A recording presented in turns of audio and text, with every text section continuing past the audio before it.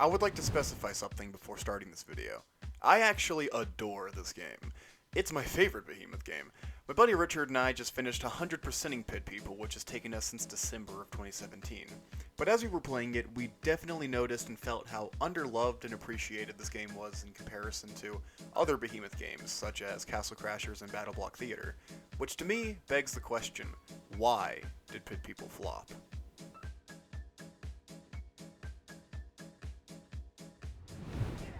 Now, when I say flop, I mean by Behemoth standards.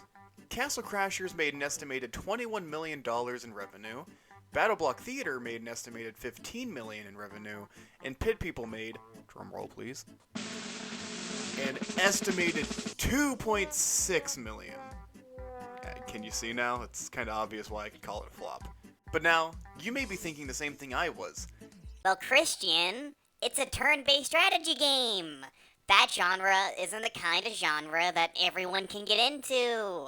It's less for everyone like Behemoth's previous games. XCOM 2 made $69 million in revenue, so that thought process doesn't really work in my eyes. So, what was it? Well, there was a few factors I've gathered from Reddit, Steam reviews, and my own personal experience 100%ing the game.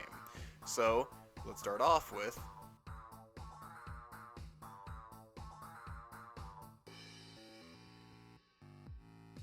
leveling up doesn't really do anything.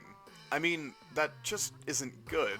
I don't even think I need to go that far into it. When you level up, it's mainly just good because you heal mid-match from it. So technically leveling up is a downside, because then you heal less often.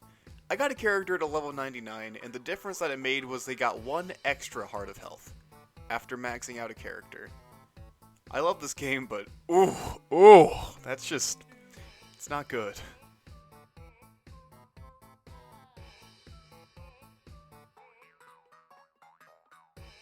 So I found a lot of people saying that they didn't like the PvP, and I'll let my buddy Richard talk about this one. By no means am I bashing Pit People or Behemoth. I think Behemoth are great developers. I love their games. My number one complaint, and many other people's number one complaint, is that when you go into the pit, where it's online and you're battling other people, it's that you have to wait 20 minutes to even find a game, and then you find yourself only playing the same 5 people, and when you're in the battle, you're waiting like half an hour for them to make a move, and then finally watch the animation. And it's just grueling, and nobody wants to watch that. I genuinely feel like if they would have put a filter option for the online arena, then the game would have succeeded. You know, like filters for like time limits, level, and everything, kind of like chess.com. It would have been precisely the same thing, but just for Pit People, and people would have loved it a lot more.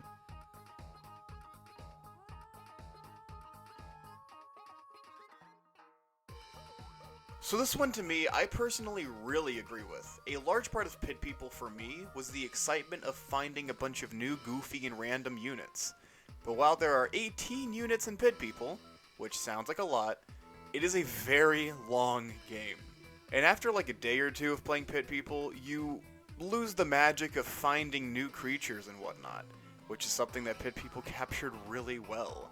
This is just something I've always thought about, because the Pit People world is so incredibly intriguing that I was always just waiting in excitement to see something new every mission.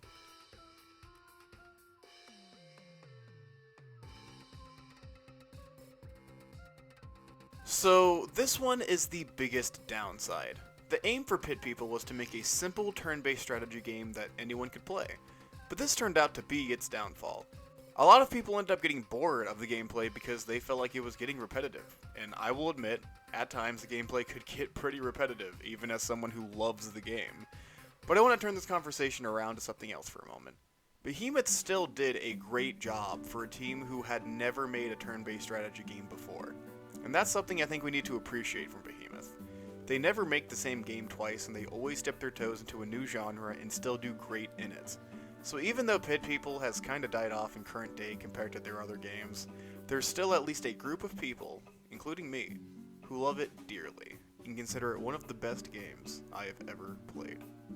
I feel like, at least, you know, if you're into Behemoth games, that everyone should play that game through and then play it through again with a buddy and get that second ending, because it's totally worth it.